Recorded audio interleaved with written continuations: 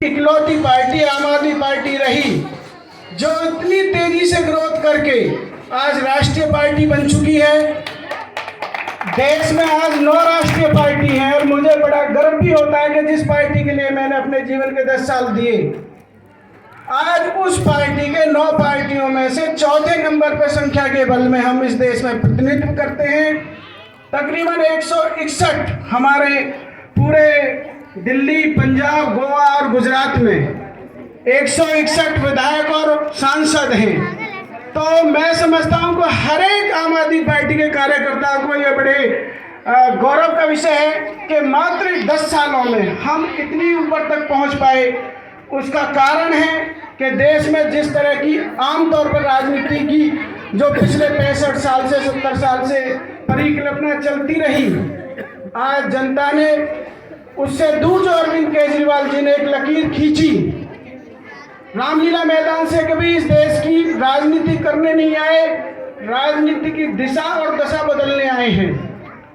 जिस तरह से आम जनता के लिए उन्होंने बिजली की, पानी की, सड़क की और सबसे बड़ी शिक्षा और स्वास्थ्य की जो सेवाएं दी, वो मैं समझता हूँ या तो डेवलप कंट्रियों में है वो सुविधा जो सरकार आपके बच्चों की शिक्षा की चिंता करती है, आपके बच्चों की, हम सब की स्वास्थ्य की समझती है कि जरूरत कभी हाँ ये बेसिक चीज़ें सुधरनी चाहिए। क्योंकि आम दिन हर रोजाना अगर हम महीने का भी देखें तो बच्चों की परवरिश का, स्कूलों का बहुत बड़ा खर्चा आज एक बिजनेस बन गया है। गरीब व्यक्ति अपने बच्चों को भी आज नहीं पढ़ा सकता, अच्छी शिक्षा नहीं दे सकता। हरियाणा के जितने भी सरकारी स्कूल हैं आज एक इस सरकार के कारण बंद करने की कगार पे हैं।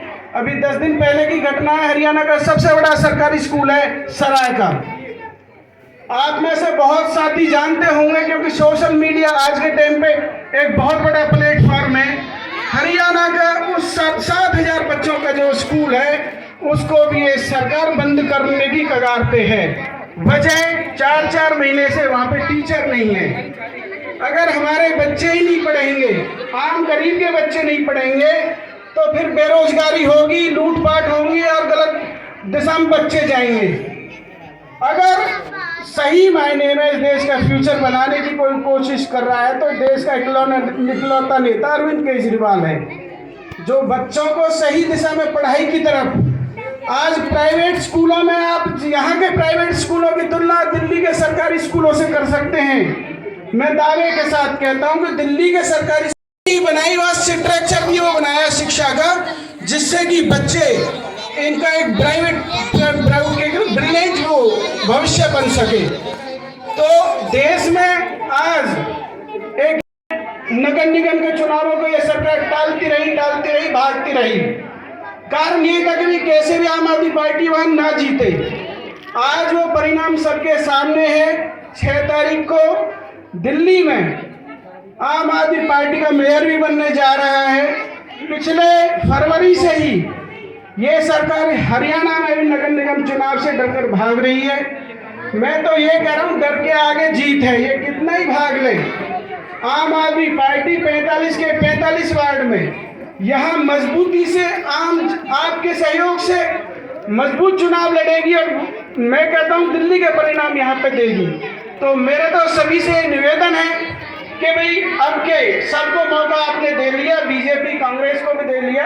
मैं आज तो आपके बीच में एक आम आदमी पार्टी का छोटा सा कार्यकर्ता होने के नाते निवेदन करने आया हूँ कि इस बार एक मौका आम आदमी पार्टी के भी दो।